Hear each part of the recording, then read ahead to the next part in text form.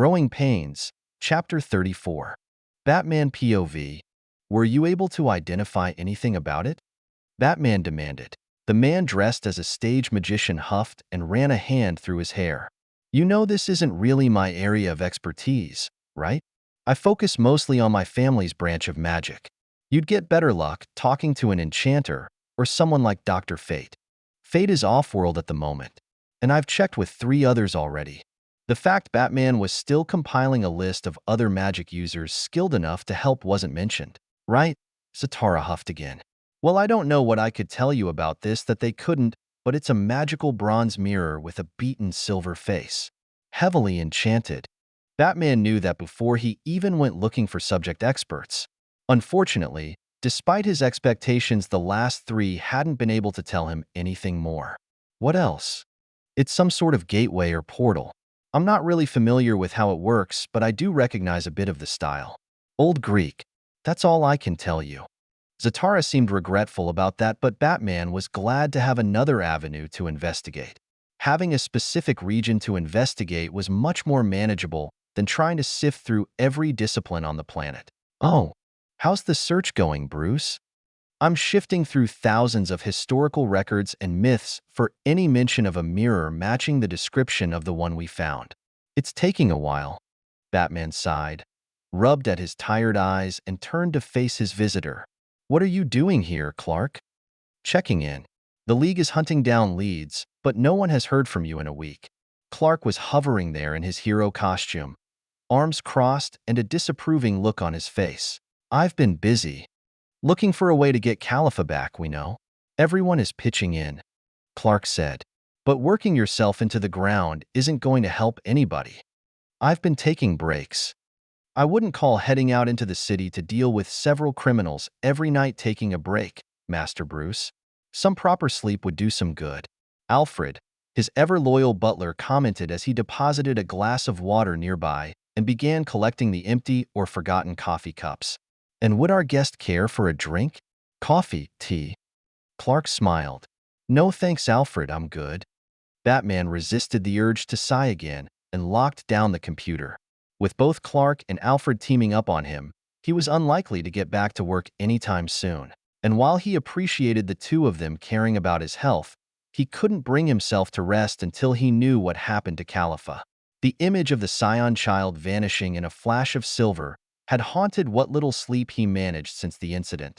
It was only after meeting with Zatara and learning that she had likely been transported somewhere instead of being vaporized that he had managed to get back to something close to his normal schedule. But really, Bruce, you can take a break. We have people looking. We'll get her back. I can't. I'm meeting Diana about a possible lead in a few hours.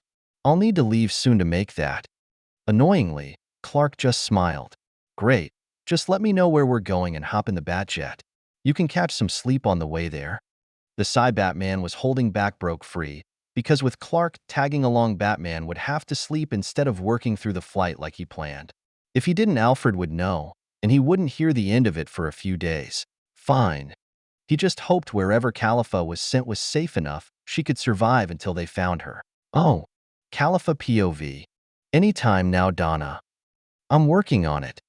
Hurry up. Just wait a bit. I gaped at the audacity of that, which turned out to be a mistake. Because of course the second my mouth was open for more than a second was when the Hydra head in the process of trying to eat me decided to breathe out. Gawkick, that reeks. I gagged. And I don't have a bit. It's trying to eat me.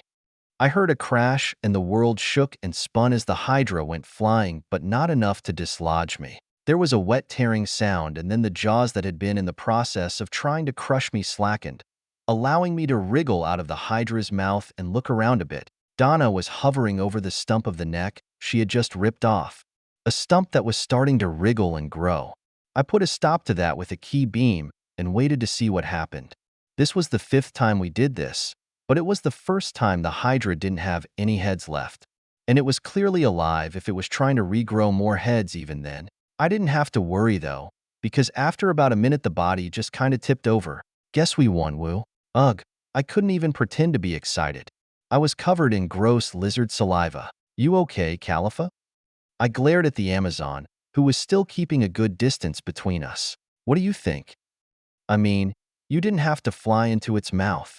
We could have figured out another way to stop it from breathing poison.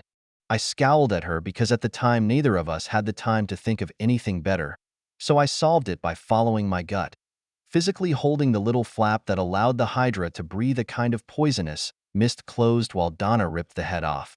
Also because every stupid monster in here seemed to breathe or have poison all of a sudden. But more seriously, are you okay? You didn't breathe in any poison?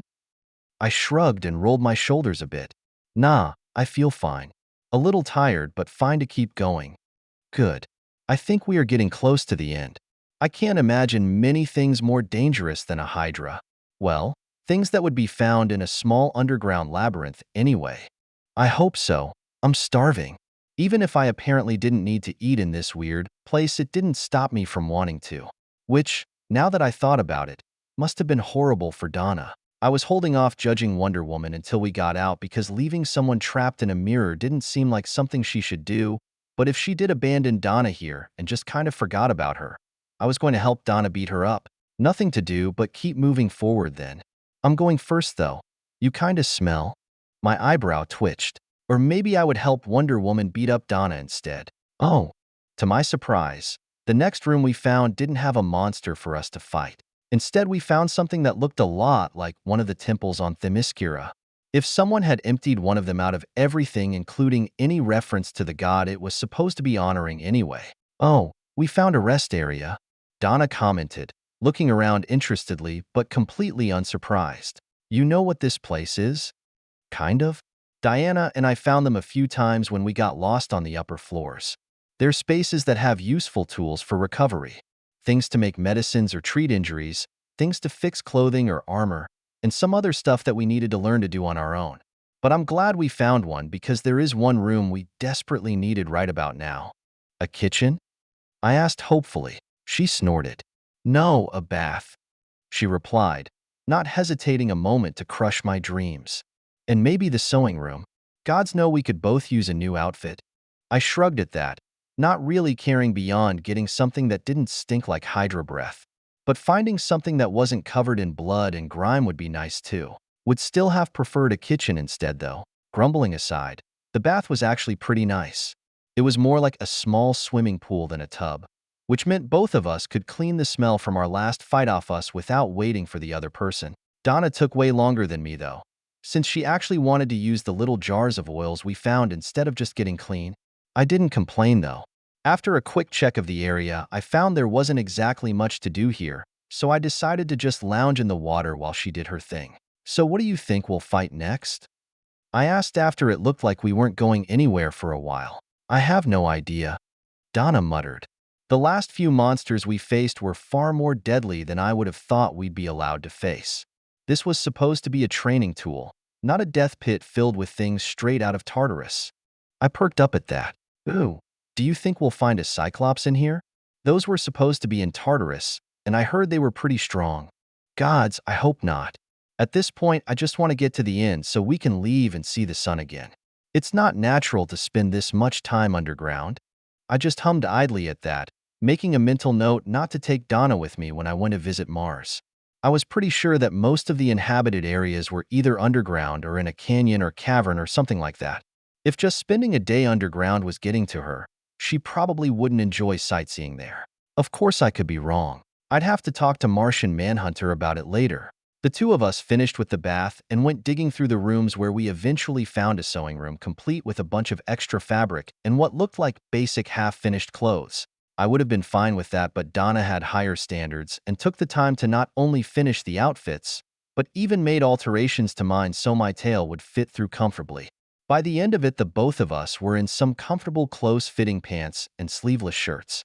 Her in a nice red color and mine in a dark blue that was suspiciously close to the underlayer of my Saiyan armor, but not as durable or form-fitting. I tugged at part of my pant leg and was disappointed to find the material wasn't nearly as stretchy as my other clothes either when I saw Donna gathering up the scraps of our other clothes. What are you going to do with those? I'm going to burn them. I blinked at that.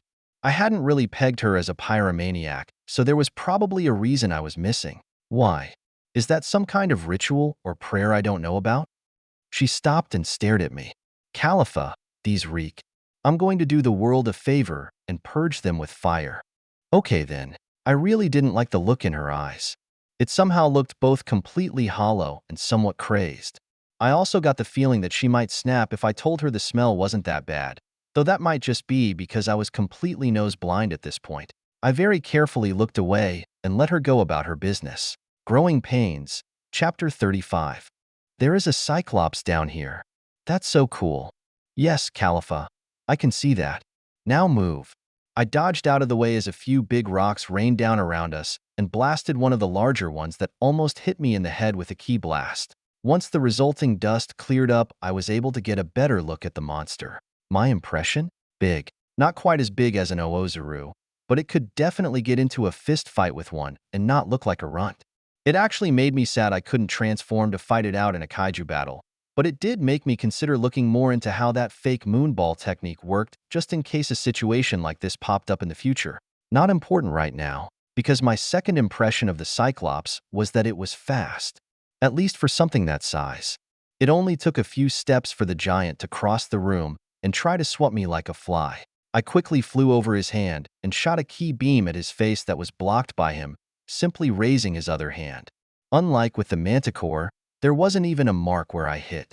It didn't have the same near invulnerability to blunt force the Manticore did though, because Donna had used the Cyclops' focus on me as a distraction to fly around and punch him in the jaw. The giant's head snapped to the side and after taking a second to shake off the impact, let out a pain-filled bellow that shook the whole area. We made a pretty good team by now, enough so that we didn't really need to talk about every little thing we needed the other to do.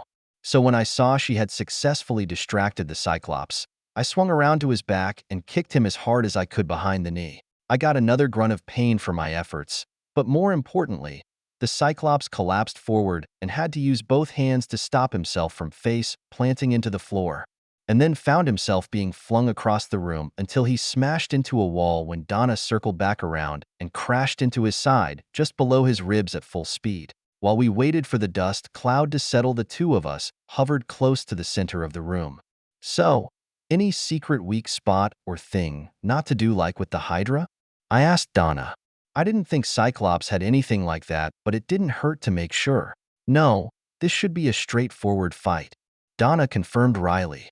As straightforward as fighting a child of Poseidon can be anyway. I paused. Wait, is this guy really the son of a god? Not just some fake made by magic, or whatever. 'Cause that would change things. Poseidon was kinda a dick to the people that hurt his kids, even if they deserved it. Thankfully, Donna shook her head. Everything in the monster's den is made from magic, remember? But we were told everything in here had the same strength as the real thing. So it doesn't make much of a difference for us now. So we weren't going to piss off a god? That was good. I wasn't in Poseidon's weight class just yet, and I had no idea what I'd do if he just turned me into a shrimp or something. Cool. Do you think of? Before I could finish my sentence, a rock the size of a truck hit me in the face. Right, head in the fight. No more Miss Nice Saiyan. Since I was a little stuck between the cratered section of wall I had been smashed into and a literal boulder, I took a second to focus my ki and then surged forward through the rock. Then I flew forward until I was at eye level with the Cyclops, but just out of arm's reach and fanned my fingers near my face. Hey you giant jerk. Watch this. I shouted, giving Donna enough time to see what I was doing. Solar flare. Oh, Batman POV. That's the island there, Wonder Woman said, pointing to a small barren rock that was barely poking out of the ocean. But Batman didn't argue, and simply tilted the javelin towards it. Seconds later, something washed over his skin, and the lifeless rock, barely deserving being called an island, transformed into something covered in lush green forests. Magic at work then. As expected of the one they were here to see. Wonder Woman had recognized the style of the mirror as something that could have come from Themyscira, but was not familiar with the mirror itself. Batman had allowed her to take it with her to see if any of the Amazons could identify it and its purpose. None were able to, but they did point them towards a possible creator. Something that could be problematic considering the past interactions both Wonder Woman and Superman had with them. So Batman was on his guard when the three of them exited the craft and were immediately met by a stunningly beautiful woman that had very clearly not been there moments before. Diana, what brings you out to my little prison? The purple-haired sorceress asked saccharinely. How's your mother? Still a boot-licking little stick in the mud? Circe. Wonder Woman growled, but didn't respond further. Not that the sorceress seemed to care. And Superman. It's been a while since I've seen you as well. Keeping well? As much as I can. Superman replied politely. We've got a few questions for you. Questions, hmm? How interesting. But you haven't introduced your third little friend here. Who is tall, dark, and broody here? She asked, sidestepping Superman and making her way towards him only to be cut off by Wonder Woman. Circe, Batman. Batman, Circe. She was banished to this island because she has a habit of turning people into animals, among other crimes. If Circe was offended by the introduction, she didn't show it. Instead, she smiled and played with a lock of hair. Don't forget to mention I'm really good at it. Batman ignored the flirting tone. I know. I've read the Odyssey. Like we said, we have questions. Oh, Odysseus. He was a fun one. To play with anyway, not the man himself. Diana, I'm sure you've realized by now how men can be. So quick to call themselves heroes and such, but when their base instincts are released they are just such a bore. The Amazon wasn't playing her game though. We found an artifact. We need your help to figure out how to either use it or bring back the person it transported away. Oh, Circe drawled, checking over her fingernails. And what's in it for me? 3 centuries off your imprisonment if you can tell us anything new about the object. 3 luxuries of your choice if you can help us. That got the sorceress to lose the mocking, almost playful nature she was affecting. Oh my, that is a prize. Hippolyta must be really serious about this. Fine, give it here. Batman obligingly handed the mirror over, and the sorceress got to work. He had seen the process with several magic users already, so instead of watching her hands, Batman watched Circe's face. For the first few minutes, she had a look of casual arrogance, no doubt expecting to quickly finish with her task. But it didn't take long for that to change as Batman caught a quick look of shock, followed by confusion and concern, and settling into a look of intense focus. Almost an hour later, she was still inspecting the mirror. Ironically, the longer the sorceress looked the artifact over, the better Batman felt, because all the other magic users he had look over the mirror quickly gave up after half that time. Circe might be the one that finally gave them a lead. You found something? He asked once the sorceress was finished and had moved to rejoin them. He was ignored though as Circe went straight to Wonder Woman. Diana, where did you get this? Batman recovered it after it was stolen from a museum in Man's World. Why do you recognize it? You would think so. There's not exactly a lot of mirrors touched by a god with enchantments like this lying around, especially because I recognize the style of the enchanter. Superman perked up. Great. Can you tell us anything about them? Circe scoffed. I would hope so. It's my style after all. Your style? You're saying you made the mirror? It would appear so. The one problem is that I have absolutely no recollection of making anything like this. Could you have forgotten? Wonder Woman asked. It wouldn't be shocking for someone who's been around as long as you. Cute. Circe rolled her eyes. But no. Like I said, this was touched by a god. I would have needed to have been there during the mirror's creation. And for people like me, meeting a god isn't something you just forget about. Batman could see why Circe had been shaken up. He took incredible steps to make sure of the integrity of his own mind. To have that integrity thrown into question would be incredibly distressing. That wasn't his issue to deal with at the moment. Can you use it? Send us to where it transports people, or bring someone back? Oh, you figured out what it does already? How surprising. But no, I cannot simply call a person back. The transfer sends the target to a rather large dream space. Unless the person you are looking for didn't move the entire time they were there, it's impossible to pull them out that way. That way. So there is a method you could use. Well, yes. You're a smart one, aren't you? Circe said, turning the mirror over in her hands. There are 3 other ways to release someone from the mirror. A spell that calls a person from a specific room that doesn't seem to work anymore. A condition that will release everything inside once a certain task is completed. And finally, a safety net I can use whenever, which is interesting because it seems like the mirror was made for you, Diana. And I'd certainly never make something like this without some, let's call them additions. Made for me? I've never seen anything like it before, though. Before they could get sidetracked, Batman jumped back in. The safety net activated. Circe scowled. Watch your tone, little man. Besides, why should I? I've already earned 3 centuries off my sentence, and as much as I'd like a few things to spruce the place up, I don't see why I should help anyone involved with Hippolyta. Batman stepped forward, ready to argue, but Superman beat him to it by placing a calming hand on his shoulder. The caped crusader glared at his friend, but after a silent argument forced himself to relax and took a step back.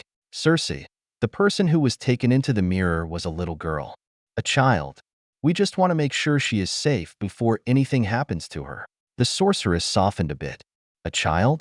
Well, then I guess I can excuse your friend's poor manners. Very well, don't let anyone say I don't have a heart. With a wave of her hand, the mirror levitated to the ground while Circe gathered up some greenish energy. Then with a light flourish, she struck the mirror with the gathered spell where nothing happened. Circe frowned and repeated the spell. And then again when that failed as well. Batman had to lock down his emotions. Something was obviously wrong. What's going on? Can you not cast the spell or something? Wonder Woman asked. Circe cast the spell one final time before shaking her head in disgust. Or something. I cast the spell perfectly, but the mirror is enchanted to only activate the safety net when I cast the spell. So what's going wrong? Superman asked. The mirror doesn't think I am me. Oh. Calipha POV. Donna and I stood panting over the body of the Cyclops. This one was definitely the hardest monster we'd faced so far, and it showed. The room was absolutely demolished, covered in rubble kicked up from the massive collisions, burns from my key attacks, and craters from where the Cyclops either missed a punch or one of us ended up making when those punches hit something. And he ended up hitting us a lot. Honestly, we probably should have lost this fight. Only the fact that Solar Flare let us get a lot of free hits really early on let us stack up enough damage to bring the big guy down. Without that, we would have needed to back off and think of another way to beat him. But we won in the end, so I wasn't going to complain too much. So what do you think? Go forward or what? Donna shook her head. We should go back to the rest area and recuperate. Neither of us are ready to face anything considered stronger than the Cyclops right now. Besides, we need to remake our clothing again. Yeah, that was another thing. Turns out being slammed into rocks at very high speeds was just as rough on clothing as ever, and our outfits were destroyed again. I was missing nearly an entire pant leg and had holes all over the place, and Donna's outfit looked like someone had taken a cheese grater to it from the time she was sent skidding over the floor. Maybe we should make 2 sets? So that way we have something to change into afterwards? That's not a bad idea, although I don't know if I want to consider what's worse than a son of Poseidon. I thought about it for a moment. Maybe a Minotaur? We haven't run into one of them yet, and if I remember, one of them was supposed to be the son of Zeus. Donna groaned. By the gods, I hope not. I just want to find the end of this place so we can return to the surface. I really miss the sky by now. I shrugged and started staggering off back towards the door we came from. I couldn't say anything about the sky, but I was really missing a nice big juicy steak. Hopefully we could find a way out of this mirror soon so I could show Donna what she was missing. Growing Pains, Chapter 36. So do you think he tastes like cow or human? I asked Donna as I wiped some blood out of my eye. Or do you think he tastes like a mix of both? Are you seriously asking me that right now? The Amazon panted as she pulled herself off the ground. And it's still a conjured monster. It will taste the same as everything else. Like crap then. That sucked. I meant the real one. Besides, he's still digging himself out of the rubble. I looked at the shifting pile of rocks that had covered the Minotaur right after he had punted the both of us through another wall. I don't believe you. And would you really eat something that looks like a person? Donna sounded vaguely disgusted. I shrugged, keeping my eyes where the Minotaur was. He was almost free again. I mean, if it was that or starve, then yeah. And with how many different aliens there are out there, body shape is a weird line to draw. I think it's easier to limit myself to things that can't think for themselves. Why not something easier to prove? Like if they can talk? Being able to talk doesn't mean something is intelligent. I scoffed. Politicians exist, you know? There was an explosion of dust as our opponent managed to break free of his rocky prison. He looked around briefly before spotting us and roaring a challenge. Looks like break time is over. Ready for round 4? Do I have much of a choice? Donna wasn't fooling me. She might sound reluctant, but she was smiling just as much as I was. Nope.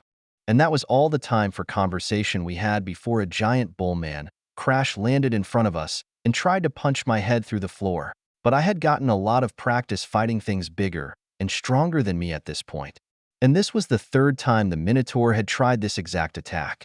This time, instead of trying to block or deflect it, I threw myself forward under the punch. His fist passed by close enough that I could feel it pass through my hair, but it put me right under his armpit. A nice soft target. I couldn't resist punching as hard as I could at the same time. Donna kicked him in the back of the knee. We were a pretty good team by now, and our timing was perfect, but we still barely managed to do more than bruise our opponent despite how hard we hit. It was a bit of a problem, but with him off balance, we took the opportunity to get several quick hits in before he recovered. I went hard at his face, neck, torso, and arm joints where I could, while Donna focused on going at his ribs or trying to break his kneecaps. Pretty much anything we could do to not let him build up momentum. But after a bit, the bullman managed to recover enough to swipe at Donna and clip her almost hard enough to send her through another wall. At her startled cry, I buried my fist in his gut and blasted him with another key attack that sent him flying across the room again. Any new ideas? I asked while rubbing my now sore hand. I think I might have broken a finger punching him that time. Nothing that tops you dropping the ceiling on top of him. What about you? Donna winced as she rolled a shoulder. Still trying. Haven't gotten it yet, I said as I tried and failed to form my key into a cutting edge. Ever since the Manticore, I had been putting a lot more effort into trying to recreate a cutting technique like the Destructo Disc or Spirit Sword. So far it resulted in a whole lot of nothing besides the realization that either Krillin was one heck of a genius or humans were just naturally better than Saiyan at fine key manipulation. Possibly both. Well, try harder, 'cause we're going to be the ones beaten at this rate. I didn't get a chance to respond as the Minotaur roared again and came charging at us. Oh, this doesn't make any sense. Everything matches. So, why won't you work?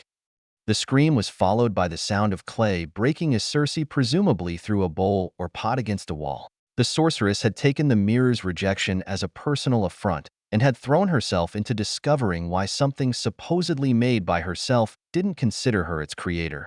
And despite the several rants she had shouted out after each failure, Batman felt satisfied that they were at least getting closer to finding a way to reach Khalifa. None of the other experts he had talked to had gotten even this far, and the only magic user he could think of more knowledgeable than Circe and willing to help without issue was Dr. Fate, who was still unavailable. So, slow as it was going, progress was progress. You seem happy. Batman turned to face his two friends with a raised eyebrow. Happy was a description that others rarely applied to him, after all. Seriously, once Circe told us she could get Caliphate out once she figures out why the mirror doesn't think she's her. It was like a weight dropped off you. Superman defended himself, throwing his hands up a little. It's good to see you relax a bit. Not that we are any different. Wonder Woman added. Circe is stubborn and prideful enough that she will keep trying until she succeeds, even if my mother didn't offer a reward. At this point, it's only a matter of time until Khalifa is returned to us.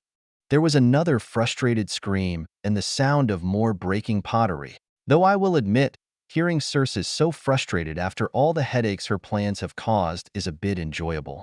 It was probably a bit vindictive of the Amazon, but Batman wasn't a stranger to taking enjoyment from the frustration of several of his own rogues gallery.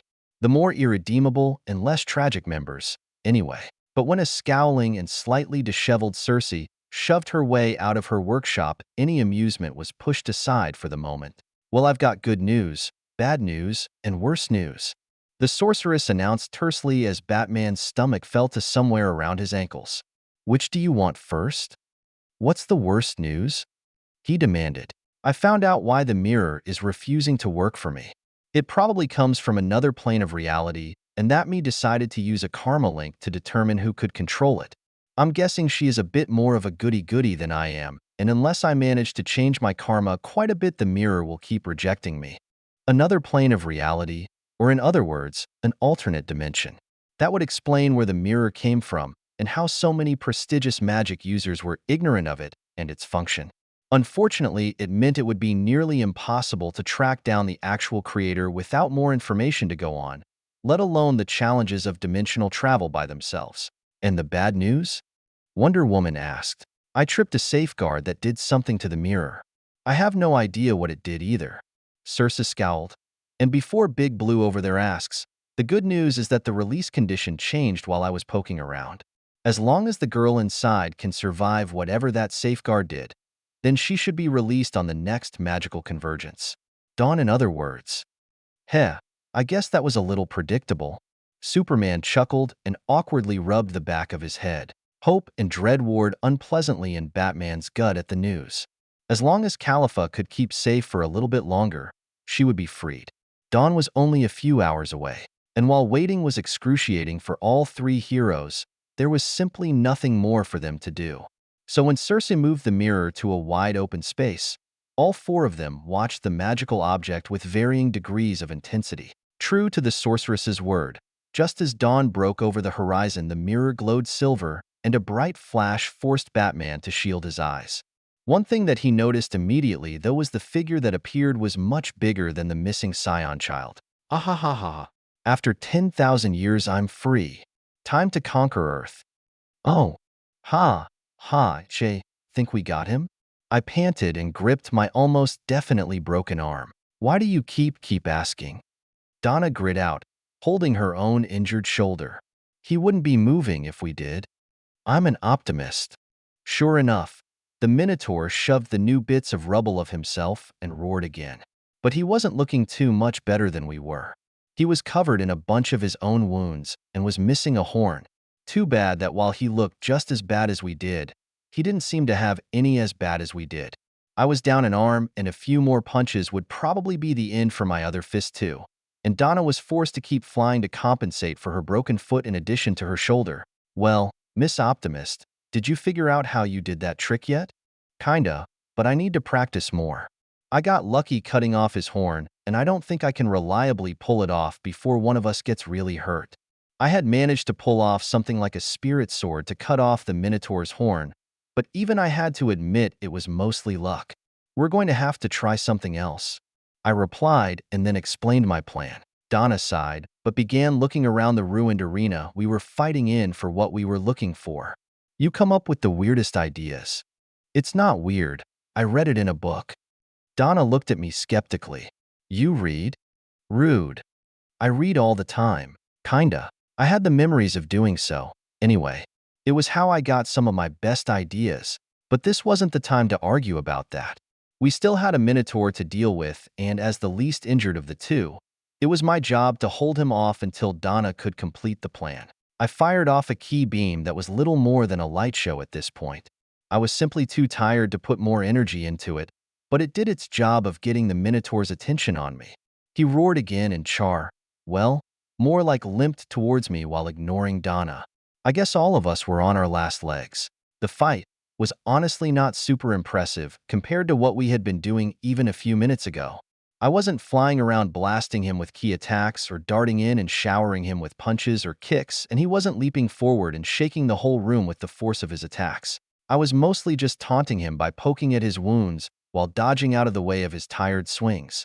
At least I was, until the bit of rubble I was standing on shifted and I found myself falling painfully on my tail right in front of him, putting me in the perfect position for him to grab and try squeezing the life out of me. Don't want to rush you, Donna, but I could use a hand, I yelled, letting out a pained squeak when the Minotaur put pressure on my bad arm. Nothing I could do about it besides grit my teeth and push through the pain though. Luckily for me, Donna didn't take much longer. Just when I was about to yell for her again, the Minotaur jerked forward with a pained grunt. It almost immediately dropped me and swung a hand at the Amazon. Going by the pained yelp, I guessed he managed to hit her. But if the Minotaur wasn't dead yet, that meant the plan hadn't fully worked. I picked myself off the ground and looked at the bullman. Sure enough, Donna had stabbed the broken-off horn into his side, but it looked like it got stuck before it got deep enough. Neither one of us were in any shape to try again either. Well, time to gamble then. I dragged up the last bit of key I could muster and shot the horn. It barely did more than give the sharp bone a bit of a shove, but it was enough. The Minotaur staggered one more time before falling to the floor and turning the solid black all monsters did when they died. I collapsed, completely spent, but with a huge smile on my face. Heh, we won. The plan worked perfectly. Donna just groaned and rolled onto her back. Great Hera, I am so done with this place. Whatever is at the end better be worth it. Meh. She sounded grumpy, but I could see a smile on her face anyway. She wasn't fooling me. Now just to rest up a bit and see what was next for us. Growing Pains, Chapter 37. Sometime later, Donna and I had patched and cleaned ourselves up the best we could and shuffled over to the door leading past the Minotaur's arena. It wasn't any different than the other doors we went through after beating one of the monsters so far, but this time felt different because we actually had some lasting injuries from our last fight. Yeah, there had been some close calls and we got beaten up, but my arm was still messed up and Donna couldn't stand on one foot. And considering if we had to fight another monster, it would be tougher than the Minotaur. Well, we basically agreed to just see what was beyond the door and back off if it looked like another fight was waiting. Part of me didn't like it, but I wasn't stupid enough to think that we could handle another fight without healing up a bit. Not that we needed to worry. The two of us pushed open the doors to find a brightly lit room that reminded me of the temples on Themyscira. No labyrinth or monster waiting for us. Is this a special area like the rest one? I asked Donna. I have no idea. I've never seen something like this down here before. So this was new? That was kinda exciting. Let's check it out then. Wait, Khalifa. I obviously didn't wait and happily wandered into the room. It was pretty empty though. Just a bunch of pillars and a depression in the middle with some kind of altar. With nothing better to do, I wandered right up to it and looked around. Nothing popped out though. Well, that's lame. I was hoping there would at least be some cool treasure or something. Oh well, couldn't win them all, I guess. I gave the altar a small pat and turned to look around the edges of the room. Maybe Donna could figure something out while I paused as the altar lit up with a bright light. That was unexpected. I jumped back to where Donna was watching from and did my best to block out the glare, paying special attention to my key since, just in case this was something trying to be sneaky. My Amazon buddy did the same, flying just off the ground and shifting so most of her injuries were hidden behind me or another part of her body. The light eventually died off and no attack came for us, so I tentatively lowered my hand to look back towards the altar. Nothing about the slab of rock had changed, but now there was a woman with purple hair and a green dress hovering over it. Minasai? No, actually she was looking pretty distracted, not paying any attention to either of us or the surroundings. Is that Aunt Cersei? Donna asked in surprise, but all I could do was shrug. I mean, I kinda recognized the name, but how was I supposed to know who was her aunt or not? Maybe? Does she show up here a lot? No, no one besides Diana ever. I just guessed based on her outfit and what Diana's told me. Ouch, that was kinda sad. And she said this was her aunt? Well, I guess my own family wasn't much better. Well, let's go say hi. Maybe she can tell us how to get out of here. I did my best to not make Donna feel any more awkward than she probably already did and headed towards the floating woman. Hopefully. Greetings and congratulations, Diana. You have the woman, Cersei, boomed suddenly, only to completely stop when I jerked backwards and go back to looking completely distracted. I looked to the floor. I wonder. I took a step forward. Greetings and congratulations, Diana. I took a step back. Forward. Greetings and congrat dash. Back. Greetings and dash. Gree dash. Gree dash. Gree dash. Gree dash. Heh. Will you stop that? Donna scolded me with a solid slap to the back of my head. I want to hear what she says. Fine. I grumbled and rubbed the sore spot mulishly. Ruin my fun. Why don't you? Greetings and congratulations, Diana. Cersei started again, staring directly at me. You have managed to complete your training and now qualify as an Amazon warrior in full standing. There was a small pause and Cersei's tone sounded a lot more worried. I'd like to say there was a party being organized in your honor, but something has triggered my protections and I cannot guarantee you will be safe after leaving the mirror. The best I can do is reverse the time difference between here and the outside world. Instead of time moving slower here, you will have roughly a month before you are ejected regardless of if it is safe or not. If we cannot deal with the issue and retrieve you normally, then I am sorry. You may be required to defend yourself immediately after you exit. Use this time to grow stronger. So something messed with the mirror? That didn't sound good. But wait, what about Donna? Cersei hadn't mentioned anything about her coming with me, or even that she was here at all. If Cersei heard me, she didn't bother to show it. Right, magical recording. Instead, there was another little pause before she started speaking again in a normal tone. Now that you've completed your training, you have a choice to make about your reward, a small spark of divinity. You can have a minor weapon forged by Hephaestus, or you can imbue something inside the— not what I would have picked, but that is your choice. Now you don't actually have to leave the mirror just yet. There are more challenges waiting for you, but they are much more difficult than anything you have faced so far. Things like the Sphinx and Manticore wait below, along with even more powerful monsters. Wait, Manticore? But we already fought that. I don't remember seeing a Sphinx either. Good luck, and I can't wait to spoil you for completing your trials. Your mother will be so jealous. I was the first one to congratulate you.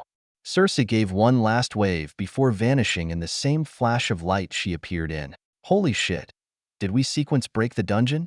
That must have been when I blasted through the floors to speed things up. But why did the recording skip over asking what we wanted to do with the spark? It was like, oh no. I turned to look at Donna, who had gone completely pale at Cersei's message. Am I not real? She asked in a small voice. We didn't have a choice in what to do with the spark because it had already been used on something. Or rather, someone. Oh, I mean, is it really that big a deal? I asked for the millionth time. Fists curled under my chin as I watched Donna pace back and forth for the third day in a row. It was really getting old. Yes, it's a big deal. I just found out I'm not a real person. That's why I kept going into the monster den after Diana stopped coming. It was the last thing I was ordered to do, and then to top it all off, I ended up stealing a piece of divinity. This literally could not be a bigger deal. I mean, no one else was going to use it. And even if you weren't a real person before, you are now. So does it really matter? I muttered again, completing our new daily ritu. No. You know what? We weren't doing this anymore. Okay, time for moping is over, I declared, getting up to grab Donna by the hand and start dragging her towards the forest. I wouldn't tell my Amazonian buddy, but it really was nice not being stuck underground all day. Training time starts now. Training? Khalifa, I'm having a literal existential crisis. I don't care about training right now. Nope, none of that. I snapped back. Remember what Cersei said? Something was messing with the outside of the mirror. We've got less than a month to make sure we are ready to deal with whatever it is. You can continue your breakdown after we get out of this. Kick whatever is waiting for us, and I've gotten you to try a big belly burger. Donna glared at me but allowed herself to be pulled along anyway. Good. We were going to need all the time we could get to both heal our injuries and get stronger. And if we were too tired from training, we couldn't worry about stupid questions like, am I a real person? Or, do I deserve to be alive? We had better things to do, like figure out techniques that still didn't work right. Oh. 3 weeks later, it seemed like my idea paid off. I doubted Donna was suddenly fine with everything, but she was no longer moping in corners anymore. So I'd call it a win. Other than that, though, things weren't exactly perfect, though I couldn't complain too much. I was failing miserably at completing my new technique. And what was worse was that I knew how close I was to getting it. All I would need was one spark of inspiration, or even just seeing someone else use ki in a similar way, and I was sure I'd have the whole thing down. Unfortunately for me, that didn't look like that was going to happen anytime soon. So instead, I spent most of my time sparring with Donna and preparing for our exit. This was an opportunity one could only hope wouldn't happen often enough to be a theme, because getting trapped in a magical device kinda sucked even if this one had been a bunch of fun.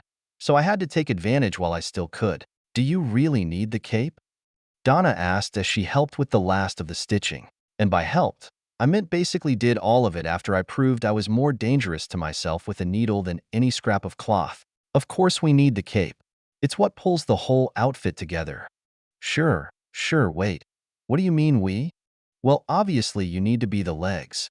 But if whoever is messing with the mirror outside can see that, it won't work nearly as well. So we need a cape to hide you until we can figure out if we need to beat them up. I explained. Why would I ever agree to something so? Donna failed her hands around, apparently looking for the right words. So childish. I smiled innocently at her. 5 words. I'm calling in my favor. My Amazonian buddy froze, staring at me in disbelief. Is that why you never made a request after you won our last spar? Because you wanted to use it for this stupid thing? It's not stupid if it works. I shot back. Also yes. Now the big question is, are you going to keep your word like a true warrior, or are you going to back out just because you don't like the task? Donna glared at me for a few seconds before she picked up the discarded cape and started stitching again. I'll do it, but just so you know, I'm going to get you back for this. I just grinned at her. Unfortunately for her, I was pretty shameless, so anything she came up with wasn't likely to bother me that much. And if she did manage something, that was future me's problem. Cool. We should also probably practice a little bit, so we don't tip over if we move unexpectedly. Donna sighed and dropped her head into her hands. Gods, I regret this already.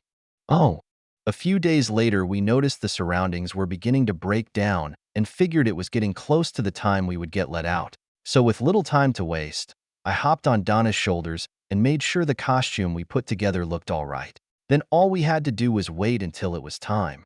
There was a tingly feeling very similar to what it felt like when the mirror hit me in the face the first time, and the both of us were suddenly somewhere else. Ah ha ha ha ha. I cackled menacingly. After 10,000 years, I'm free. Time to conquer Earth. Growing Pains, Chapter 38.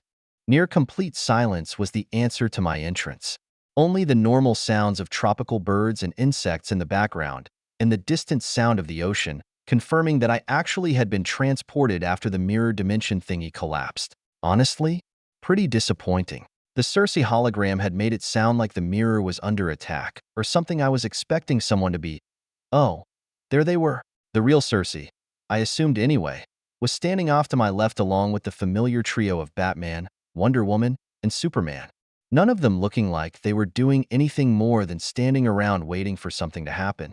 Which was weird because the warning mentioned something triggered some protections, but it didn't look like there had been a fight anywhere. Unless, crap, how badly did I break the mirror by sequence breaking the labyrinth?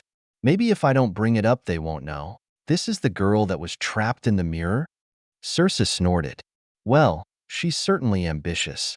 Shame about her fashion sense, though. Well, screw you too, lady. Hey, it isn't exactly easy making something without the right tools. If anything, it's your fault for not putting them in there. Khalifa, is that really you? Wonder Woman asked before everything devolved into an argument. I grinned at her and spread my arms and by extension, the cape, so I looked bigger and more imposing. Of course, after years of imprisonment, I am now free to conquer the galaxy. Earth will be the first of many worlds in my new galactic empire. Galactic empire, is it? Superman chuckled before pointing below me. And who's your friend? I glared at him. X-ray vision is cheating. Because there was no other way he could have known. You moved the cape. We can all see her. Batman pointed out. Donna responded by immediately pushing me off her shoulders and shrugging out of the rest of the costume. Thank the gods that's over with, she muttered before turning back to one person in particular.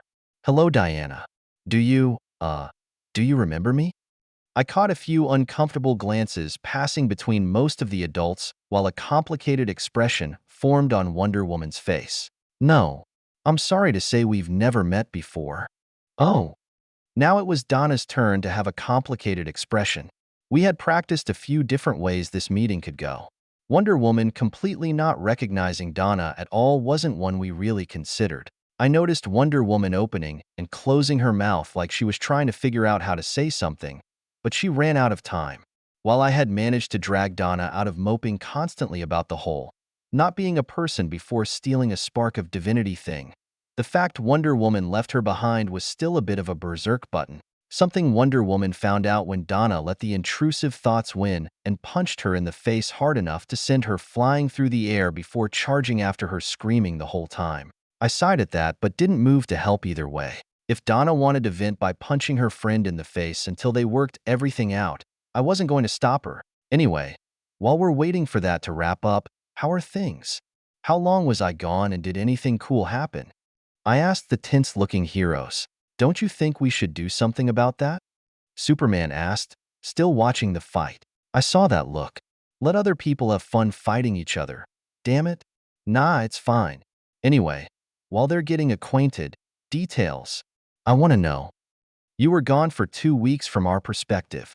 Batman informed me. Though it looks like it was longer from yours. You've grown. I preened and straightened up a bit. He was right. I had finally gone through a growth spurt and didn't have to worry about all the random aches that came with it. At least until the next one. Now I was just as tall as Donna, which made sparring much more fun since she couldn't just hit me beyond what my shorter limbs could reach. But I noticed I was still shorter than even Cersei, the smallest of the welcoming group. Yeah, Wonder Woman's Aunt Cersei mentioned time worked differently inside the mirror. There was a choking sound as the sorceress in question swallowed wrong and started coughing. She gave us a message that someone was messing with the mirror and sped up time for us. I was in there for. I paused while I counted the time. Batman and Superman looked worried and Cersei was still coughing. 35 days? I think. We spent a while underground. It was hard to keep track.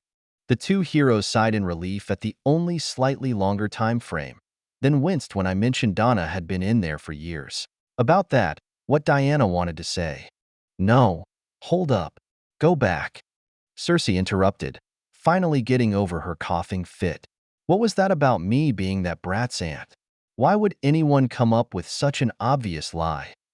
I frowned at her. I mean, that's what Donna said you were when we saw that magic recording.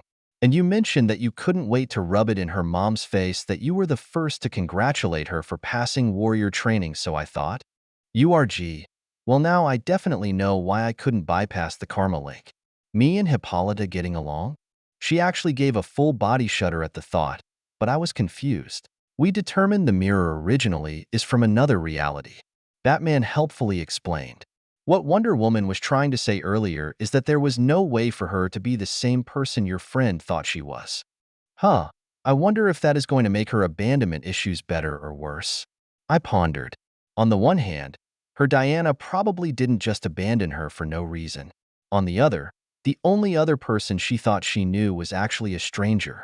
While I was thinking about what to do about that, there was a boom in the distance from one of the Amazons being slammed into something solid. Looks like they finished. Superman noted. Let's go get them and get your friend up to speed. Great. And while you're at it, get off my island. Cersei snapped at us. I need to go get very drunk so I can forget all about today.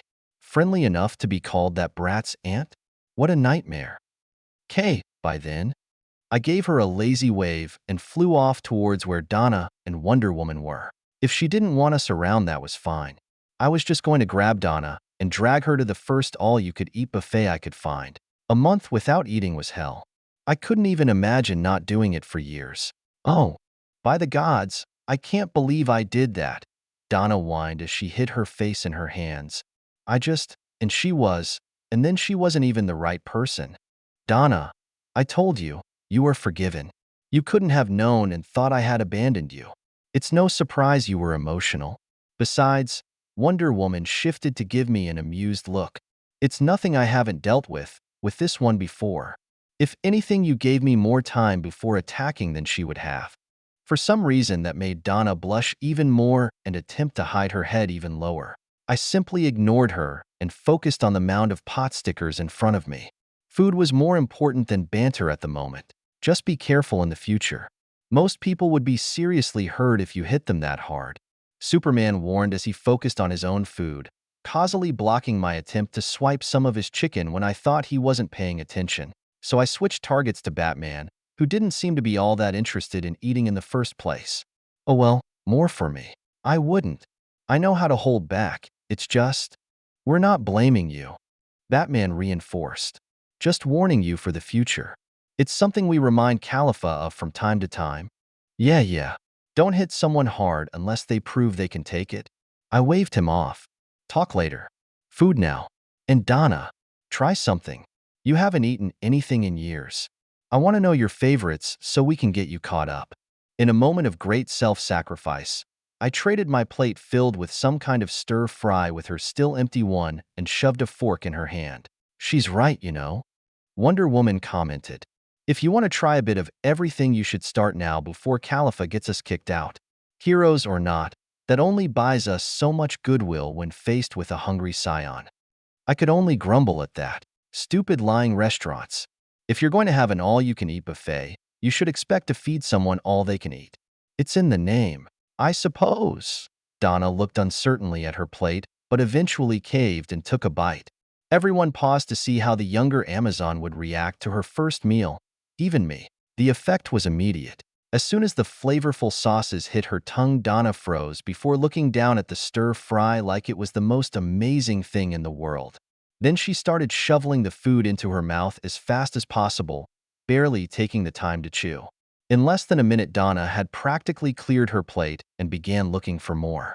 Recognizing the danger, I hovered protectively over my own food and focused on scarfing down my own food while Donna began scavenging from the other three, who were much more accommodating of her stealing food than they were me. I'd have complained about favoritism, but I didn't miss the little glances Donna was sending my way. If I showed the slightest weakness, she would strike. It didn't take long before both of us were scraping empty plates, which meant Donna turned her attention from our table to the buffet line not too far away. My eyes widened when I realized the rest of my food was still in danger from the hungry Amazon. We locked gazes, and then by an unspoken signal, both rushed to refill our plates before everything was eaten by our hungry rival. As I dashed towards the rest of the food, I only barely caught Superman sighing in the background. Wonderful. Now there are two of them. In the end, we did get kicked out of the restaurant, but for once it was because we had actually finished off all the food they had cooked up, and not because they felt like we had been eating too much. I wasn't completely full, but it felt good getting a good meal after going without for so long, and especially seeing Donna enjoy herself. If that's the kind of food you eat regularly, I can see why you were so upset about nothing in the mirror tasting good. My sparring buddy commented as we left. Oh, don't worry. I'm going to show you all kinds of great things. I promised. Next time we'll get the Flash to show us a place. He's really good at recommendations. Wonder Woman sighed behind us. Try not to surprise him. Dealing with your appetite is hard enough. The two of you might traumatize him. I'll make sure he's compensated while dealing with those two. Batman mentioned. At least until something more permanent can be established. I perked up at that. More food with Batman covering the bill meant we could get as much as we wanted. But first, okay, now for dessert. Donna, time to introduce you to the wonderful stuff known as ice cream. Geez, they can still eat more? Where do they put it? Superman commented, but I was busy dragging Donna off by her wrist. Ice cream awaited. Growing Pains, Chapter 39. As much as I wanted to drag Donna all over the continent and introduce her to my favorite places and people, it was recommended by Wonder Woman that she take a few days to slowly get acclimated to the modern world now that she wasn't stuck in a magical mirror. Donna, like the responsible, boring person she could be sometimes, agreed and was now on Themyscira getting a similar crash course on what you were, and were not, supposed to do on Earth while probably being told she had a home there if she just wanted to become part of the Amazons. I wasn't about to get in the way of her finally being able to meet what she considered her people just yet. I knew from our talks how much she wanted to meet other Amazons and be a part of them. I would just drag her out on a few adventures if she didn't leave on her own in a few weeks. But that did mean I was once again left on my own with nothing to do once the Justice League members had to go back to their day jobs. Part of me wanted to run off and find one of the other heroes to bother. I hadn't seen Hawkeye or the Sidekick Squad in a while, but those were things I wanted to do with Donna, so I held off. Instead, I just kinda wandered down the streets of a random city somewhere on the West Coast. I think one of the Green Lanterns lived here. I hadn't really interacted much with any of them, only briefly dealing with the black dude a couple times, and even then it was more him focusing on his job while I just happened to be there than us actually fighting or working together. I don't think this was his city, though. He didn't really seem like a beach town kind of guy. Probably one of the other lanterns then. Maybe I should go find one of them? My plans to find and poke the galactic space cops was interrupted by something crashing down from the sky right in front of me. I immediately jumped back and fell into a fighting stance, ignoring the screaming humans running away from whatever just showed up. I didn't have the luxury of getting distracted by them because whatever this thing was, I couldn't sense its energy. A bright pink thing shot out of the dust cloud straight at me, and I instinctually ducked under it before leaping backwards to get some more distance. I didn't know what this thing was. I wasn't going to let it touch me just in case it had some kind of super poison on it. The dust cleared and I got my first good look at what just attacked me. It was a mostly pink robot, squid, with some black and metal bits hovering in the air, and suddenly I felt cheated. The stupid thing didn't even look tough. So with a disinterested scowl, I raised a hand and shot it with a fairly strong key blast. Only, instead of exploding like it was supposed to, my energy attack splashed harmlessly over some kind of shield. Okay, slightly more interested now. The robot squid shoots forward at me, almost like it was going for a tackle, which I sidestep easily enough. It's fast, but after all the training I've done, it's not at a level I really have trouble with. At least until it flipped around and started using its 4 tentacles to either attack or try to grab me. I don't know what the things were made of, but they were durable enough that all hitting them did was knock them out of the way for a bit, and every time I did so I felt a weird electric tingling, and whatever I touched them with that was slowly making my arms and legs heavier. One of the tentacles speared towards my head, so I sidestepped out of the way and grabbed the weird knot metal as it passed, and used it to heave the squid over my shoulder and into the side of a nearby building. Not that it did much beyond damaging the brickwork. I scowled as I looked around the street. Most of the humans had cleared out by now, but it was still too cramped to really cut loose without breaking something. I needed to get to a more open area. Good thing the ocean was right there. Now just to see if the squid will follow me. Oh, the good news was that the robot squid was willing to follow me out over the ocean instead of staying in the city, so the heroes wouldn't need to lecture me about paying attention to my surroundings after I destroyed the thing. The bad news was I still had no idea how to destroy the stupid thing. I didn't feel like going too far away from the coast, but once I was far enough away from the city to not worry about hitting a building, I shot the squid with a serious key blast. One that should have theoretically vaporized a skyscraper if it hit, but just like before, the blast scattered harmlessly over the robot after hitting some kind of shield, and I was back to square one. Actually, I was a little worse off because my limbs still felt heavy from whatever the tentacles did to them. It was fine for now, but eventually it could be a problem. Come to think of it, my key was moving a little more sluggishly than normal too. I shoved those thoughts to the back of my mind and focused on the squid. No point worrying about those things if I just got blindsided because I was distracted. Something I was actually pretty annoyed at. I spent so much time trying to make using keys sense second nature that now that I couldn't use it, I felt like I was fighting half blind. The squid caught up and looked like it wasn't going to slow down even as it flipped and spread its tentacles to give it the biggest chance of grabbing me. I didn't know why it seemed so focused on capturing me rather than fighting, but that joined the rest of my thoughts in the mental. For later box as I counter-charged the flying pink robot and punched it in the body right where the tentacles attached to the rest hard enough to cause a thunderclap. I smiled because for once I actually felt the body deform from the hit. This thing was durable and strong, but I could beat it. Okay, Squid Eye, I don't know what your problem is with me, but if you think you're enough to beat a Saiyan warrior, you've got another T. Hey, wait, where are you going? I was just going for a bit of banter, and the thing dove into the ocean. Did I just scare it off? The last alien I told about me being a Saiyan was those Imperium guys, and they went as far as trying to claw pieces of themselves off, trying to get away from me. Were Saions simply too scary? But this was a robot. It shouldn't even feel fear. I looked at the water and debated if continuing to fight the alien robot squid was worth following it into the water. On the one hand, it twinged my pride to just let the thing get away after attacking me. But on the other, I wasn't exactly thrilled at the idea of getting soaked just to try and find something that could have run away by now with almost no chance of catching it. I was just about to give up on finding the robot squid and heading back to the city when I caught a flash of pink on the surface of the water. I had a split second to realize the reflection came from above me before the robot squid slammed into me and wrapped 2 tentacles around each of my arms. What? How did it get above me that fast? I got my answer seconds later when the second, or rather the first, robot squid burst out of the water and grabbed my legs. Okay, there were more of these things.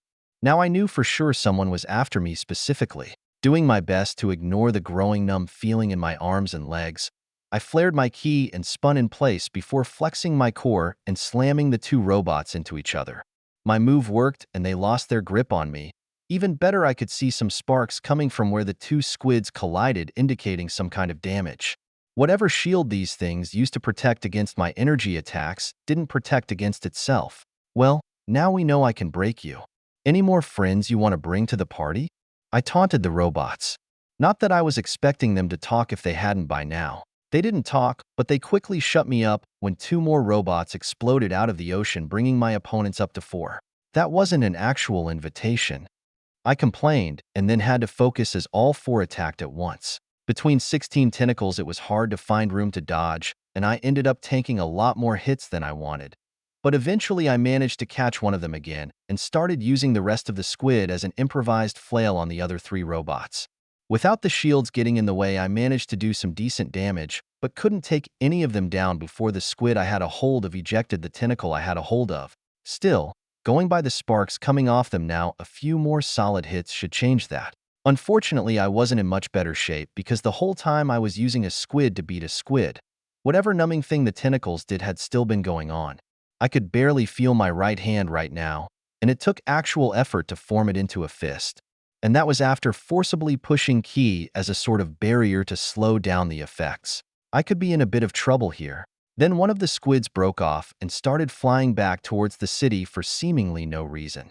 That was until I heard the sound of jets in the distance and saw what looked like a human robot flying out towards us.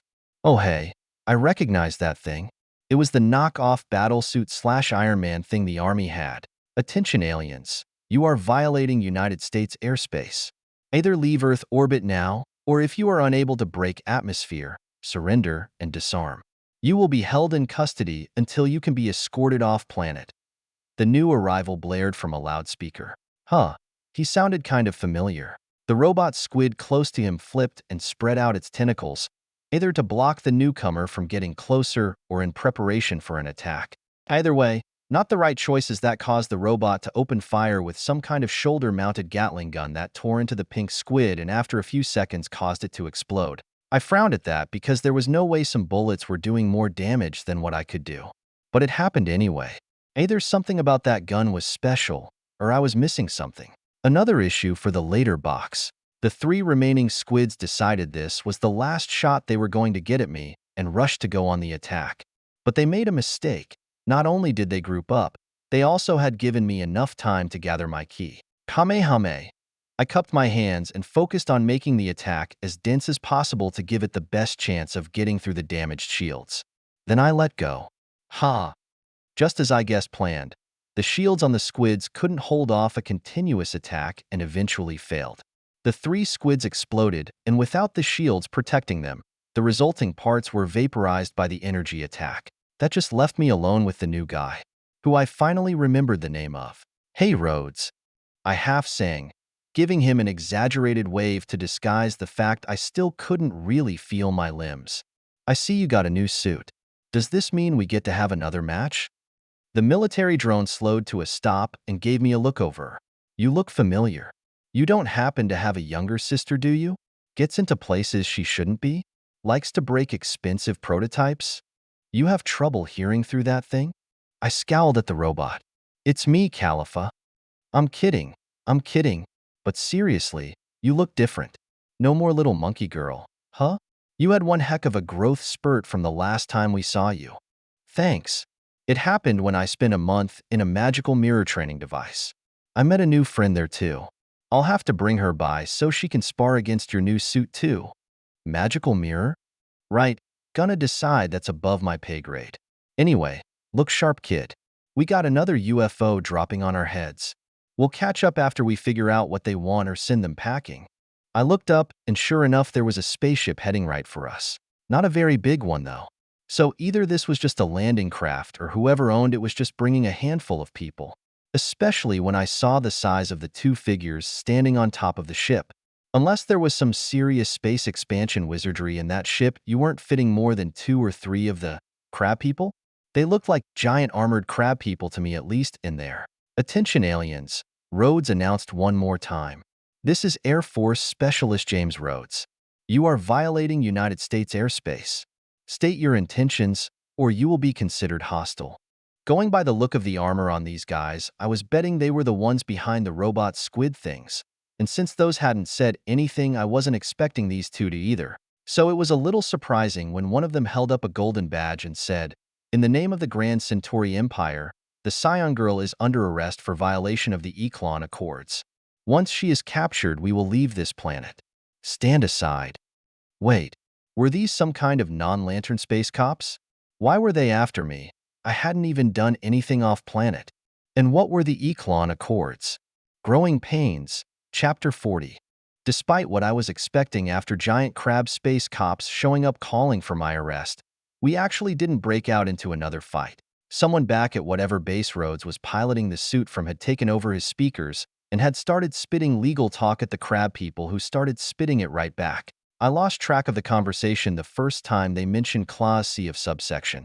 Who cares? And hadn't been able to figure out anything since. Especially because both sides eventually seemed to default to wait until a Green Lantern showed up to deal with this once the military dude let it slip they had contacted one. They wouldn't even let me leave either.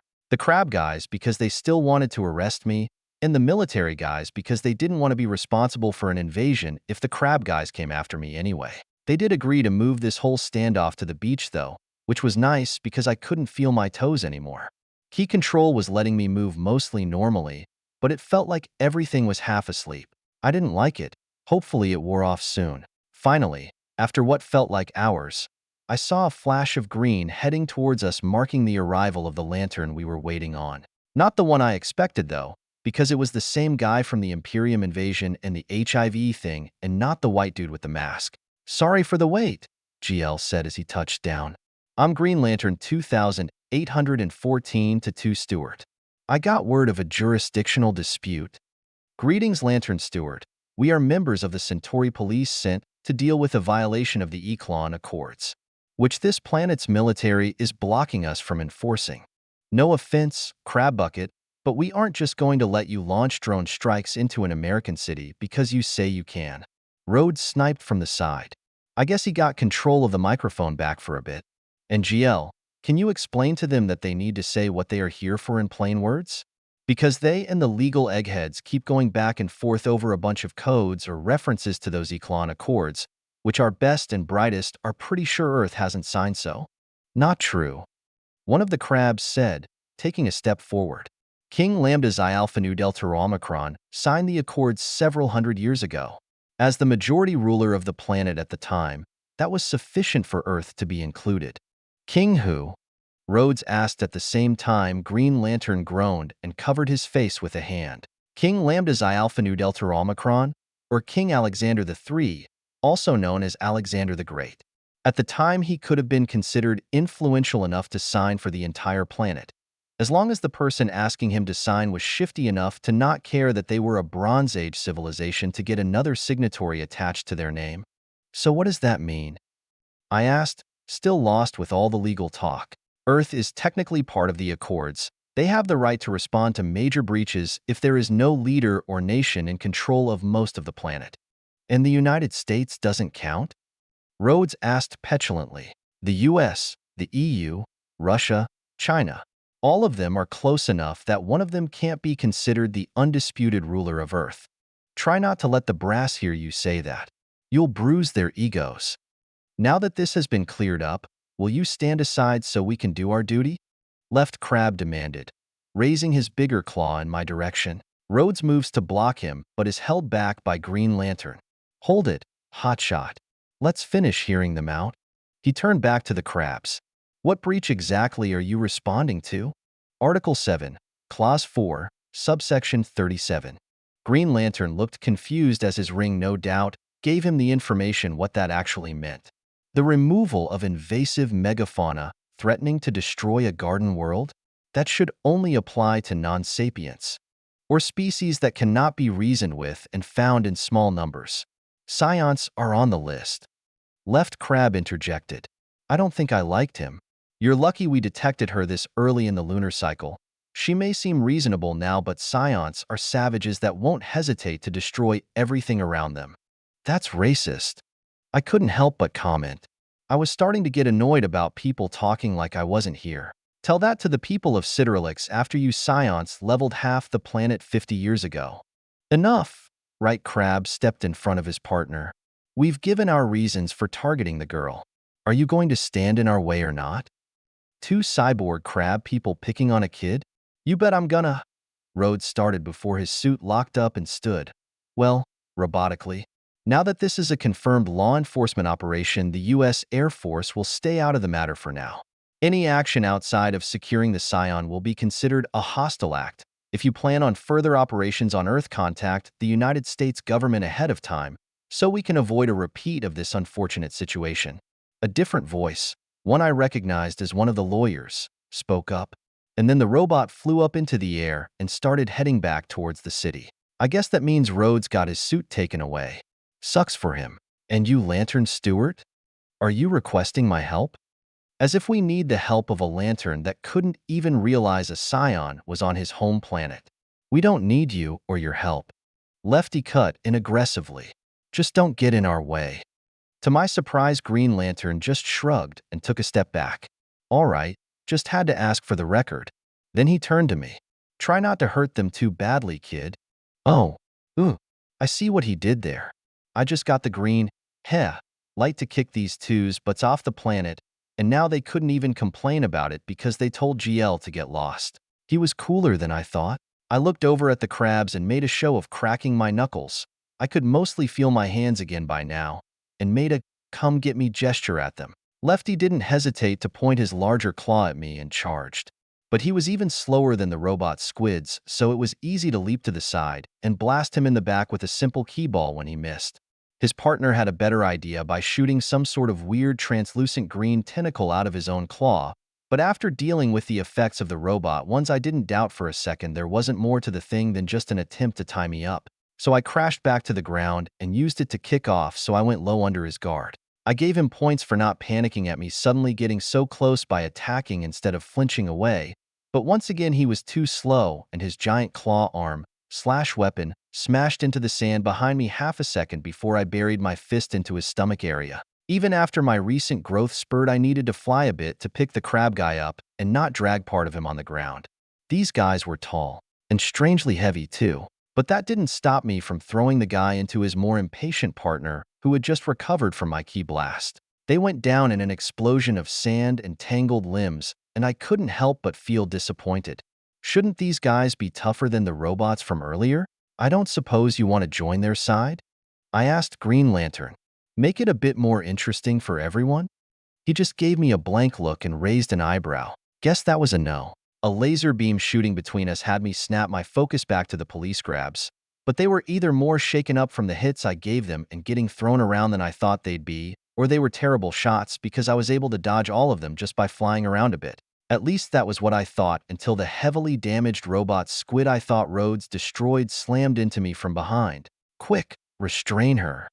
I spat sand out of my mouth and stood just in time for one of the police grabs to shoot that green tentacle thing at me, and this time I couldn't dodge. The thing wrapped around my upper body, and I suddenly found myself with my arms pinned and a lot more tired than I had been a second ago. Not a big deal though. I didn't need my hands to beat these two. I jumped into the air and then fell right on my face when I couldn't direct my key to fly. That's what these tentacles did. They suppressed energy somehow. I couldn't even curse the crabs out because the tentacle had covered my mouth. So I did the first thing that came to mind and bit down on the thing as hard as I could. Bleh, that was a mistake.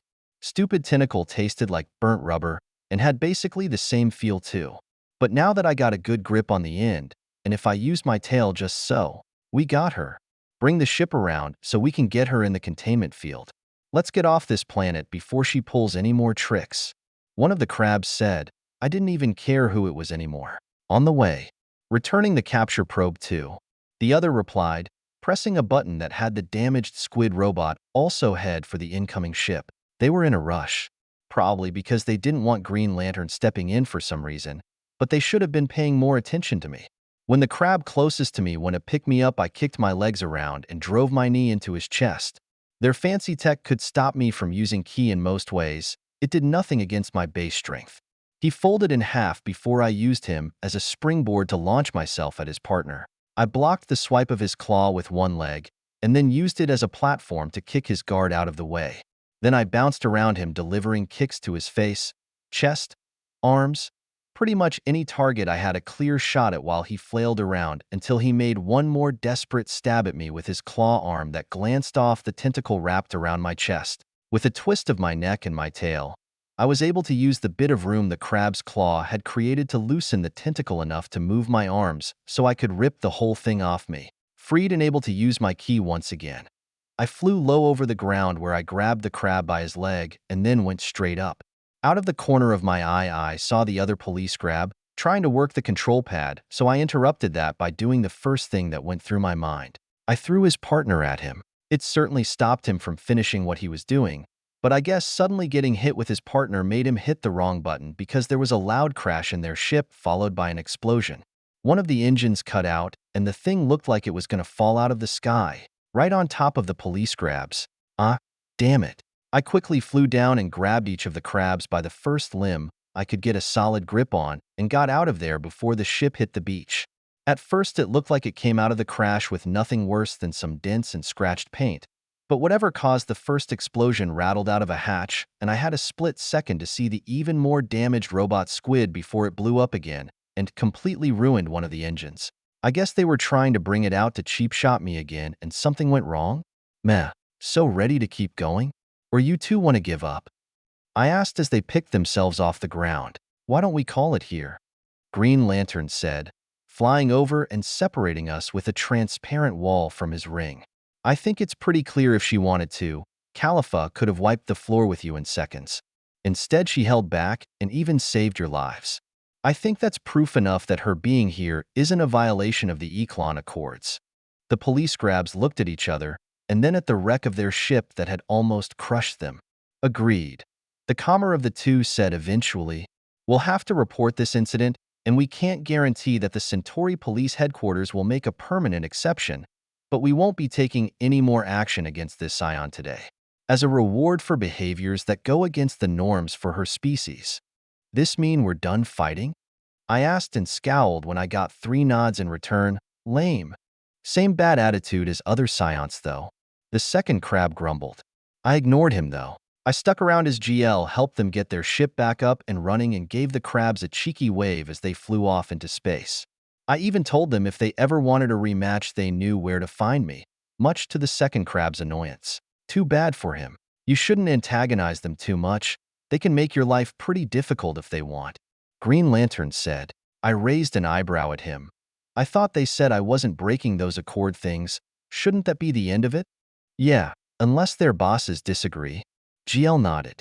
But what they can do is put a capture bounty on you for a whole lot of other reasons. Earth doesn't really have a spokesperson to tell the Centauri Empire they can't. So I might get random aliens coming here to fight me? Cool. GL just sighed at my response. All right, kid. Why don't you clear out while I finish cleaning up here? And try staying out of trouble? I mean, I could. Or do you want to have a spar? That last fight kinda ended too easily, and I haven't fought a Green Lantern yet. GL just ruffled my hair while giving my head a shove and took off over the beach while a beam of green energy scanned the area. Is that a no then? Growing Pains, Chapter 41. I slowly breathed in and focused on my ki, trying to feel how it responded to various pokes and prods as I tried to get it to do what I wanted. I had been doing this kind of thing for a while, but I was still mostly making it up as I went. This was something very different from the techniques I normally used. Instead of gathering it all to one point and letting it burst out, I focused on spreading it evenly throughout my body. Then once I felt that was good enough, I focused on raising my ki as smoothly as I could. In theory, this should. Almost instantly, the ki destabilized and erupted outward in every direction. I opened my eyes and frowned at the small crater I was sitting in. Failed again. I don't get it. I complained, flopping on my back and rolling around while I pulled at my hair.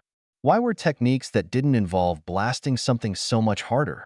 And to make things worse, I couldn't just go find someone and pester them into teaching me what I was doing wrong. No one I knew of used ki. Maybe I should just wander around China for a bit and see if I could stumble across a cultivator sect or something.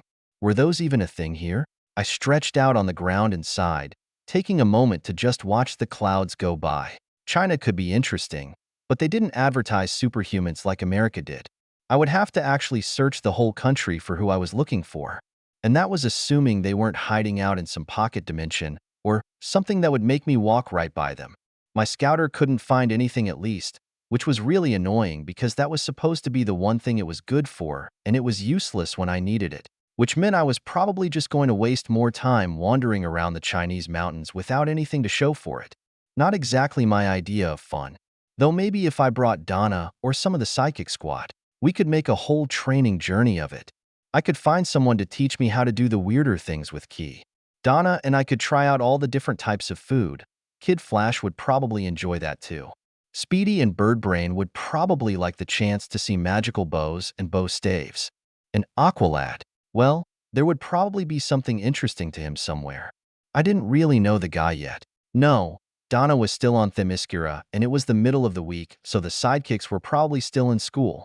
And sitting in the woods trying to get this technique to work was pretty much a waste of time right now. So training was kind of a bust.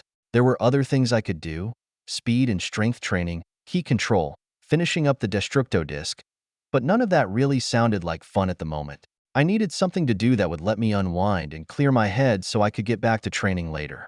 Welp, time to go bother Superman then. Oh. The problem with reporters was that they tended to leave looking for things to report on. They didn't just conveniently wait in the Daily Planet building for me to swing by. I spent the better part of the morning crisscrossing Metropolis looking for Superman, which was a lot harder to do when he wasn't flying around and I wasn't even sure he was in the city. I did eventually find him driving in a car along the coast with Lois and some fat old guy. Guess that meant more waiting. Couldn't exactly call out Superman now and blow his secret identity. He was a jerk and probably evil, but you had to respect the identity rules. Besides, I liked Lois. I wouldn't want her mad at me because I blew her boyfriend's secret to some random old guy. Actually, did Lois know Superman and Clark Kent were the same person yet? I don't think I ever asked. A loud bang interrupted my thoughts, and I looked down to see a truck careening towards the car. One of its tires had blown out and the driver lost control, and I could only curse at the situation because I was too far away to actually help. Lois was down there so Superman wouldn't let anything actually bad happen, but explaining things would be really awkward. The truck driver fought to avoid hitting the much smaller car, and for the most part he did, but there was simply no room for even Superman's reflexes to make it so the two vehicles didn't collide. The front left bumper of the truck hit the back left of the car and sent it into a spin before it smashed into the guardrail and stopped. The car only went a little bit further before it also hit the rail, pinning the driver's side and almost going off the side of the cliff. But it didn't look like anyone was hurt. Lois and the old guy were getting out of the car, and the truck driver seemed fine. So that was good. Now, how to show up and call out Superman without blowing his identity and… boom. Oh, come on. I screamed as the truck suddenly exploded. The three people were fine, just pushed to the ground. But the explosion was enough to send the car over the edge of the cliff, with Superman still inside. That wasn't a big deal. A little drop wasn't going to hurt him, but it probably would a normal squishy human. And because I had stopped to think after the crash, I was still too far away to do anything. Maybe just get there as fast as possible and have us both pretend I caught him, so we could avoid awkward questions and he could repay me with a more serious spar. With how fast I was going now, it wouldn't be too obvious that I didn't catch. A red and blue blur whizzed past me, and my brain stalled out as I saw Superman come up over the cliff with a slightly disheveled Clark Kent. The what? I wasn't the only one confused. Lois was looking between the two, and Clark obviously looked a bit shaken up. There you go. Maybe next time just watch your step. Right, Mr. Kent? Superman said with a smile as he set the other man down on solid ground. Yeah, I'll do my best. The reporter chuckled awkwardly. The what? And everyone else here is all right? I saw the explosion. No cuts or anything? Superman asked, looking over everyone, eyes briefly flicking up to me, floating over them, but quickly dismissing me for the moment. The other four quickly confirmed that the worst injury among them was a sprained wrist from when the old guy, who turned out to be Lois's boss, fell during the boom. Nothing that needed an immediate trip to the hospital or an ambulance. Then it was my turn. I tensed as Superman looked at me, because now that he and Clark Kent were a little apart, I could tell they had the exact same key signature. That wasn't normal. And lastly, we have you, he said, though I don't think I know your name. I stared blankly at him. That confirmed something weird was going on with this Superman. It's me, Khalifa. You know, the Saiyan you fight with sometimes? Superman froze and looked like he was processing that statement. Right. Sorry about that. It's been a while and I didn't recognize you. You grew up a lot, he said before I could call him out on the pause. I saw you trying to help. That was very brave of you, but you should probably leave dangerous things like that to the experts. Right. I drawled. Yeah, this guy was a fake. We literally saw each other a few days ago. Anyway, I've got to go. Stay safe, and Lois. I'd be happy to see you sometime outside of a disaster. Maybe for dinner one night? That's so? Perhaps we should. Lois mused, still giving him and Clark some looks. Great. If you have time, I'll pick you up on the roof of the planet. Around 8 sound good? If I can make it. I watched as the fake flew off towards the city. Nothing about the quick conversation was wrong compared to the other times. But this one definitely felt different. Like he had to stop and think about certain responses that most people would just do naturally. The bit where he didn't recognize me, even if he hadn't lied saying that we hadn't seen each other for a while, practically anyone else would have looked like they were trying to recall something or had their eyes light up when they remembered. The fake had paused completely, almost like a computer program stalling out while it waited for a response to load, or maybe like a record needle jumping out of the groove. There was really only one thing I could say about the whole thing. That was bizarre. Growing Pains, Chapter 42. You guys sure you don't want to lift or something? I asked for the third time. I mean, it's like 20 miles back to the city, and I'm not sure your car is going to make it. I dragged the fallen car back up the cliff since the fake Superman didn't bother, but it had still gone off a cliff into the ocean. It didn't look great at the moment. Lois didn't seem thrilled to get back into it either.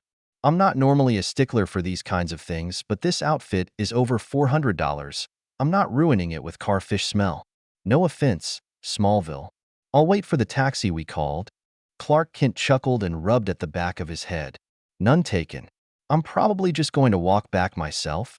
Still a little shaken from the fall. And I'm responsible for these too. Can't just leave them in the lurch. Perry, Lois's boss said. But you sure, Kent? I wouldn't blame you if you wanted to go ahead. Maybe sit down and get an interview with our friend here? Like the girls said, we're miles from anything. You know us country boys, Mr. White. 10 miles to school and all that, Clark said as he started walking. I'll be fine once I walk it off. I sighed and looked at the truck driver. Don't suppose you want a lift? Nah, appreciate the offer, but I gotta stick around to give my take to the cops. We'll shoot and tabloon like dat, which means somebody screwed up at the depot. The driver said. I take off now, I could lose my job. Oh well, I tried. Besides, me asking was mostly an excuse to corner the real Superman for questions. And since he had left, I didn't have a reason to stay either. I waved goodbye and took off after the 2 Supermans. Supermen? Towards Metropolis. It didn't take me too long to find them. It was hard to track a specific key signature in a city even if the 2 I were looking for were identical, but following them from the cliff let me know generally where they would be. From there, it was simple to just fly around until I spotted them, though they didn't exactly look like they were getting along. As I got closer, one of them pointed at the other's hands, which made that Superman look down and flinch at whatever it was before he started getting angry. He yelled something I couldn't make out and then punched the real Superman in the face. Which fair.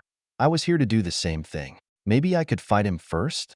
I could at least ask, hey you, if you're looking for a fight, why don't, whoa, what happened to your face? I started to challenge the fake, but was shocked when he turned to face me. Fake Superman had started off looking exactly like the real one, but now I could literally see parts of his face shifting as bones and muscles rearranged themselves for some reason. It ended up giving his eyes a sunken look, and his jaw was starting to look weird too. And it looked like it wasn't stopping. The fact his skin was turning chalk white all over didn't help either. Get away from me. A punch caught me by surprise and sent me halfway through a building. Whatever was going on with the fake, it didn't mess with his strength much. Ow. I pushed some of the rubble off of me and looked around. I had crashed into the middle of some kind of office space and now had a handful of people peeking over cubicle walls at me. I gave them a wave and flew back out the hole I made. They lived in Metropolis. They were probably used to people getting knocked through walls now and then. I quickly made my way back to where I saw the 2 Supermen, but I could only find one key signature. Turns out it was the real one, who was also looking around for the fake. Hey, where did the other guy go? It was odd to see Superman scowl. He got away. Really now? Already? That was fast. So any idea who that guy was? Or where he was going? 'Cause I need to pay him back for the cheap shot he took. Superman crossed his arms. I've got no idea on any of it. Took off in a hurry though. Some kind of shapeshifter? I guessed it would possibly explain the key thing. Though I felt like I was forgetting something. 'Cause he wasn't looking much like you by the end of it. Anyway, you want to help me track him down and see what his deal is? The sound of sirens started up in the distance, cutting off Superman before he could say anything. He looked towards the source and then back to me. Looks like I'm going to be busy for a bit. Don't go looking on your own. I don't know what his deal was, but he wasn't some pushover. I don't want you getting hurt. I'll be careful. I shrugged, trying to seem uninterested in looking for his lookalike. Superman didn't buy it. I'm serious, Khalifa. Stay away from him until we know more. In fact, if you don't go looking, I'll promise you a full day of sparing on a deserted island. I perked up. A full day fighting against someone I could go all out against, just for not looking for one guy? I could do that. Then a thought connected and I had to hold back an evil smile. You promise? Then it's a deal. I shouted and forced him into a handshake. So, while you're busy, I'm gonna go hang out with Lois. Later. Wait, W. I didn't hear the rest. I was too busy speeding back towards the edges of the city. Oh. Lois was glaring at me from behind the top of her monitor. I said nothing and gave her my best wide-eyed, innocent-looking smile. A pin clicked twice in the background. Lois glared harder. I kept smiling and raised my hands up so she could see. Neither one had a pin in them. 2 more clicks. Lois started looking like she was trying to suddenly develop heat vision. I wished her luck. I could kinda mimic heat vision by focusing key out of my eyes if I wanted to, but it wasn't really worth it considering the other techniques I could do.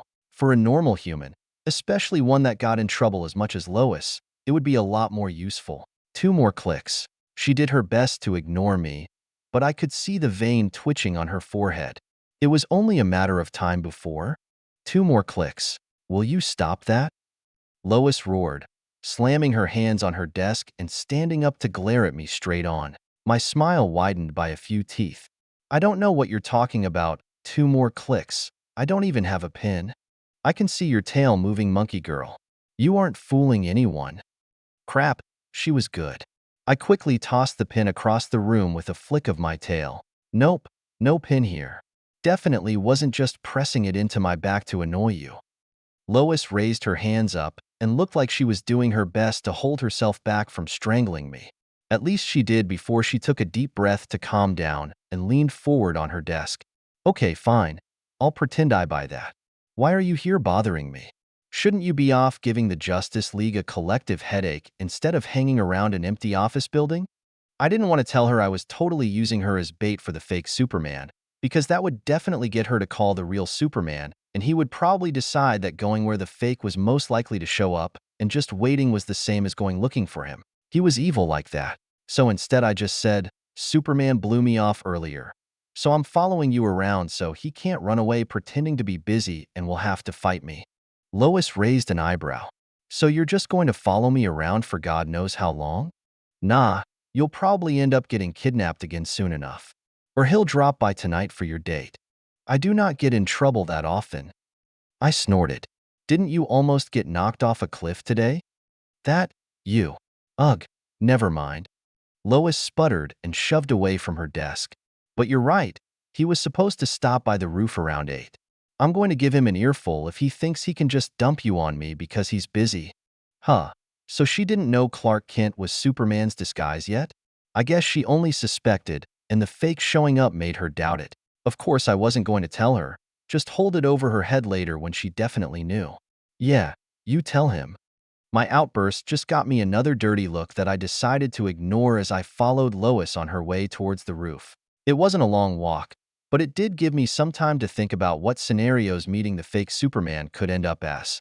Problem was, he had so many clones and copycats it was kinda hard to guess right away. I mean, there was the cyborg guy, the animated toy guy, the like 30 different evil versions from alternate dimensions, and I think there was a power stealer that could shapeshift at one point? I felt like I was missing an obvious one. Metallo? No, that was the robot with the blonde skin suit. Well, whatever. The point is there were a lot of different ways for someone to fake being Superman, and they had a lot of different reasons to do so. That kind of made planning for a specific guy hard. The only guaranteed thing to do was to go find a chunk of kryptonite somewhere, but that was both cheating and not something I could really do in 5 minutes.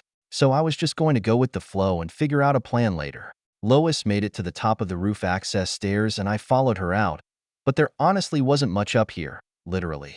Besides the column that held up the Daily Planet orb, there was nothing on the sloped roof. Not even a rail to stop people from just slipping off the edge.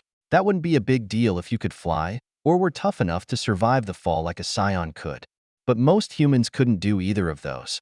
So how the heck did the builders get approval for that?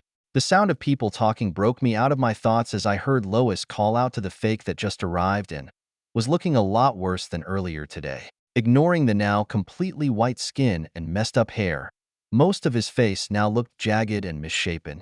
That extended to the rest of his body too, as he stood hunched over with his legs at odd angles. For some reason, even his outfit looked different, the blue fading to a kind of purple and the shield emblem looking deformed and bizarre. Oh, I was an idiot, right, Bizarro? Forgot about him. I muttered under my breath. A mistake, because even if Lois missed it, the degenerating clone of Superman didn't. Me not Bizarro. Am Superman. Me hero. Bizarro growled. Me need Lois help. Growing Pains, Chapter 43. What were you supposed to do when you found yourself on top of a building with a nosy reporter and a clone of her superpowered boyfriend? My first instinct was to fight the clone, because that seemed to be how it always worked out. Some scientist made a clone and it either turned out evil or was supposed to be evil in the first place. They got in a fight with either the original or their friends, and then they either stayed evil or joined the good guys depending on how things worked out, or they died. I didn't really know what to do when the clone just asked for help without threatening anyone. I mean, I wanted to fight him, but doing that when he just asked for help sounded like a jerk move. Maybe I could help him out and get a fight out of it as a reward for helping? While I was distracted with my thoughts, Lois took charge. Who are you? What are you?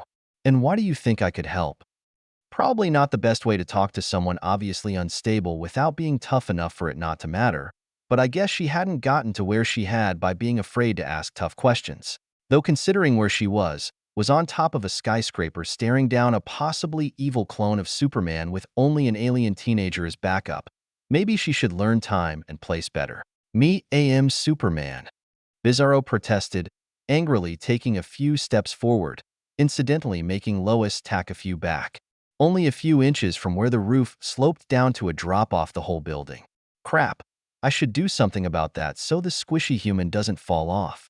Right? Control the situation now. Figure out how to get Bizarro to fight me later. Hey, focus. What did you need help with? I said, flying between the two.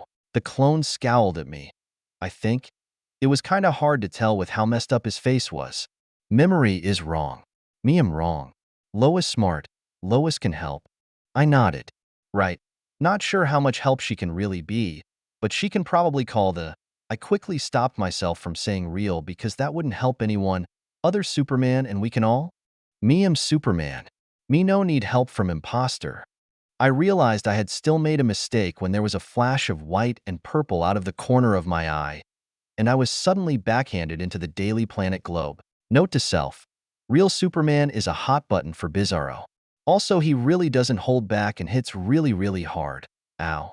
I wiggled a bit to free myself from the indent I had made in the giant stone ball, and looked out only to see the real Superman had shown up and was now facing off against Bizarro. That could only end well. I focused on wriggling some more, pausing when I felt the rock groan around me. Normally I would just break the whole thing and not care, but Lois was currently stuck on the edge of a roof with two super people about to go at it and couldn't fly. Since I liked her for not making a huge deal out of my amateur kidnapping job in the interview she published, I would at least try not scaring her into accidentally walking off a building. I had just freed myself when I heard a thunderclap followed by a scream. I looked up just in time to see Superman flying backwards towards me before he collided with my nose and drove me back into the crater I just escaped from. That proved too much for the stand holding up the Daily Planet globe. I felt more than heard the base snap off, followed by the eventual feeling of falling through the air. Superman recovered first from our crash, and quickly flew out to catch the giant falling rock while I took the opportunity to just get out of the way. I wasn't getting stuck in that stupid rock a third time. While the actual hero was doing damage control, I was looking around for Lois and Bizarro. Just like I expected, though, neither were anywhere to be seen. I guess Lois got kidnapped again.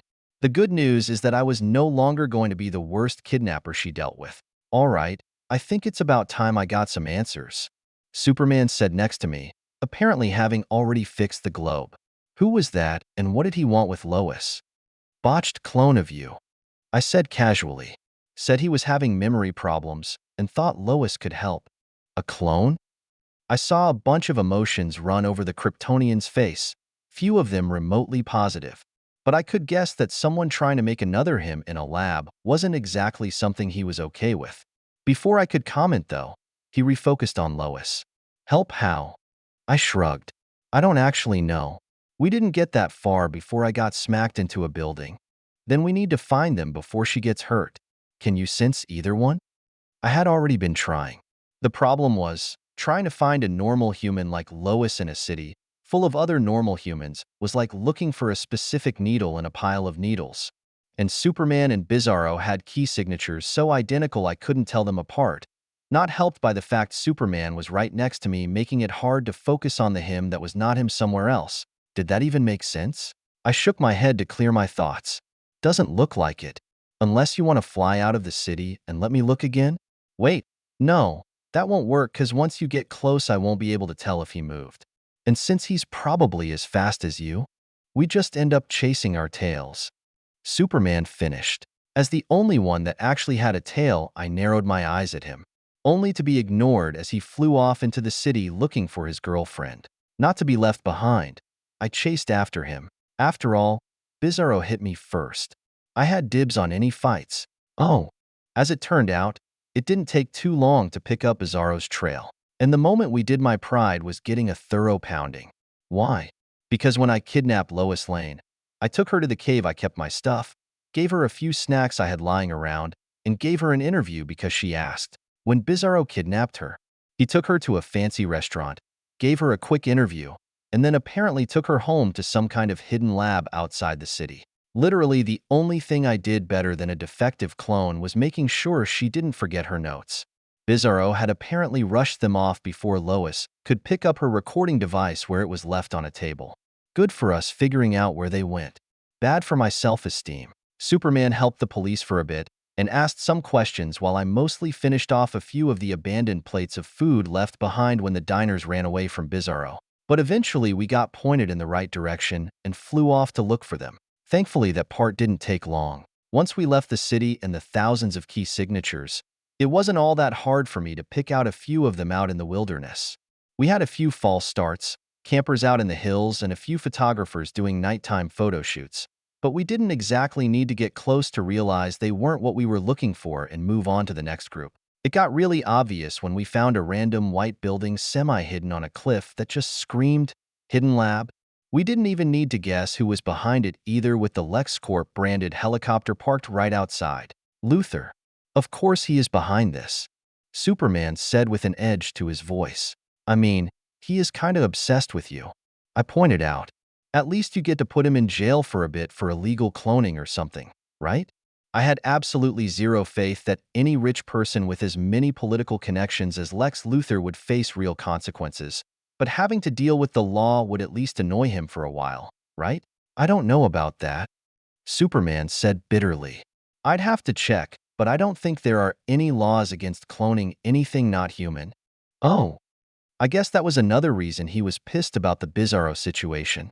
Not only had someone tried making another him for probably not good reasons, it was also a metaphorical yank of the tail that he wasn't considered part of the world he protected so often to get the same protections others got just by being human.